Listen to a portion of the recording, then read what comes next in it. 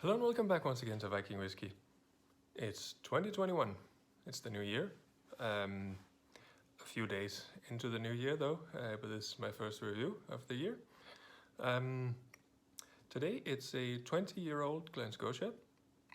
This one was bottled by the Whisky Cask in 2012 and matured in a first fill sherry butt, bottled at 57.6%. Details are on the screen right here.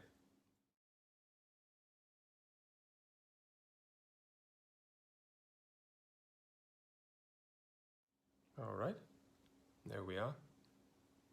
Was there any doubt about the sherry cask? Not really.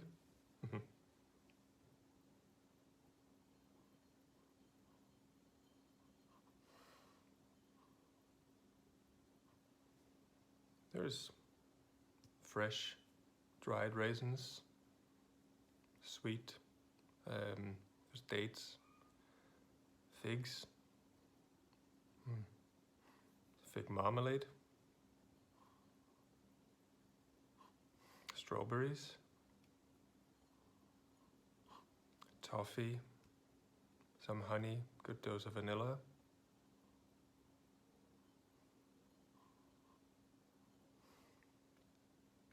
some pickled cherries, a little bit of furniture polish,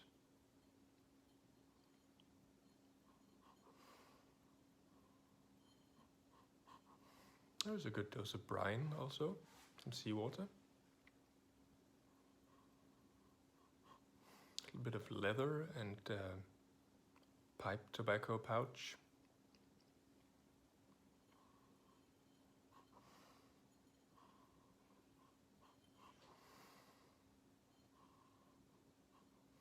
There's also some fresher notes like freshly squeezed apple juice.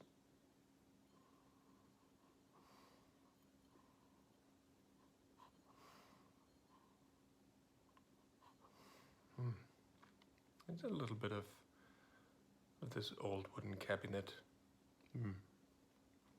So it's a fairly good nose. Very enjoyable, a bit on the sweet side, but nice. Let's have a taste.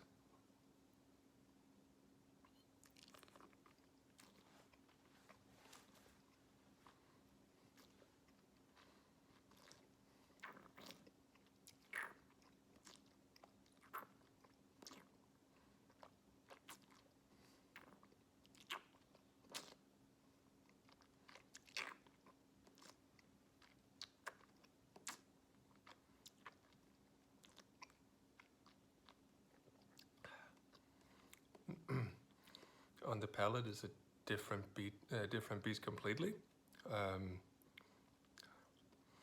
Alcohol is, you do have some burn, but it's absolutely manageable at this level. There's a good dose of freshly cracked black pepper, quite a lot of that. Then you have some smoke and a very distinct pipe smoke. Even that smell of the pipe wood is very clear. I'm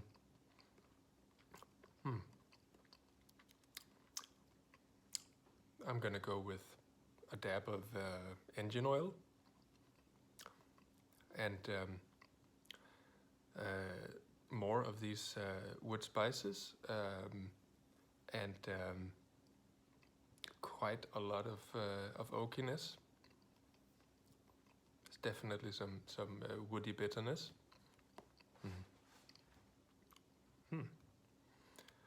Different start. But actually not that bad if you're into this sort of stuff. I mean, the bitterness and the engine oil and all that stuff, a lot of people won't like this. Second one.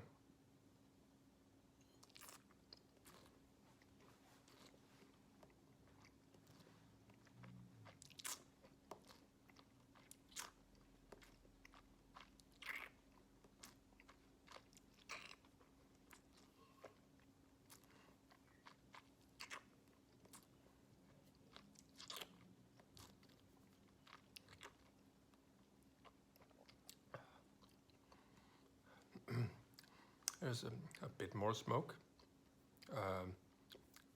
Lots of old leather. Large dose of seawater is joining in here. Getting very briny, but also very smoky. There's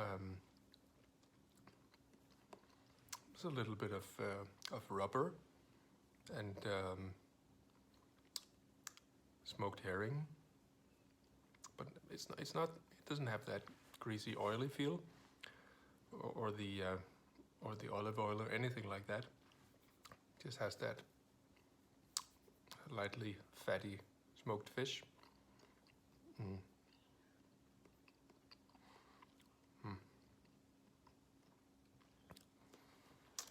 It's more of a challenger than a pleaser, this one.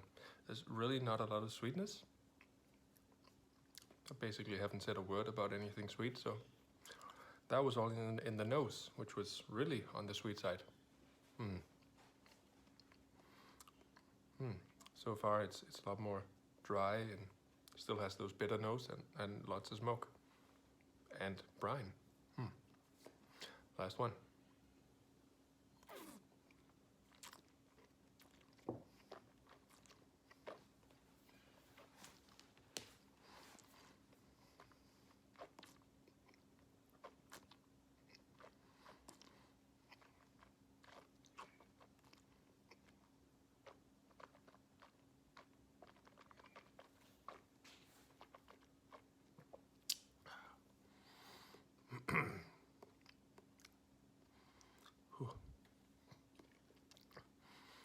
On the third chew, it gets fuller, more aggressive, a bit more alcohol bite.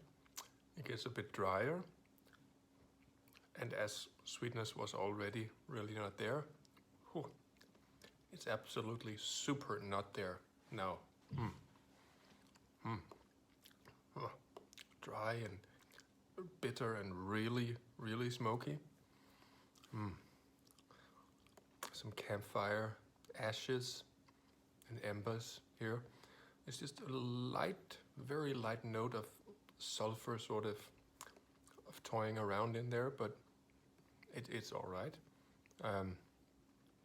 But definitely a lot of these ashes and rubber and smoke and pipe tobacco and woody bitterness and dryness.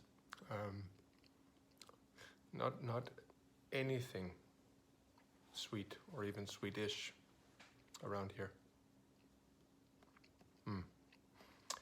So on the finish, still very smoky, leather, oak, bitter woodiness, ashes, some bits of rubber still left.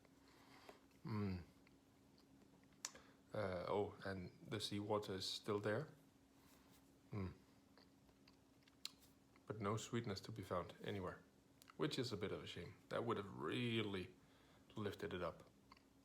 And surprising for a first fill sherry.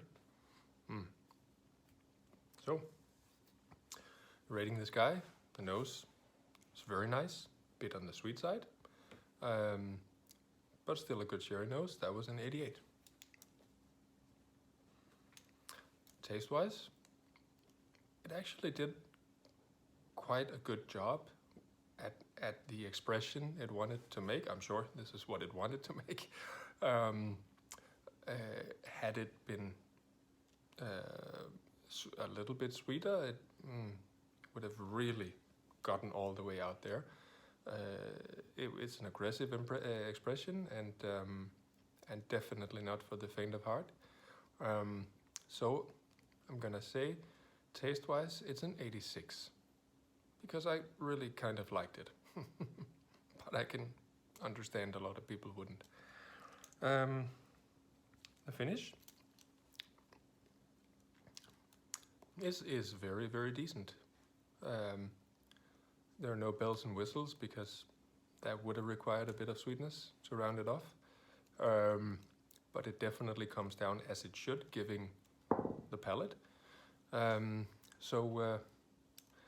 let's finish it on an 87. Which will then also be the average for this one. Fast, yeah. Okay. Thank you so much for watching. I did enjoy this one. I hope you did as well. I do hope to see you on the next one. Cheers.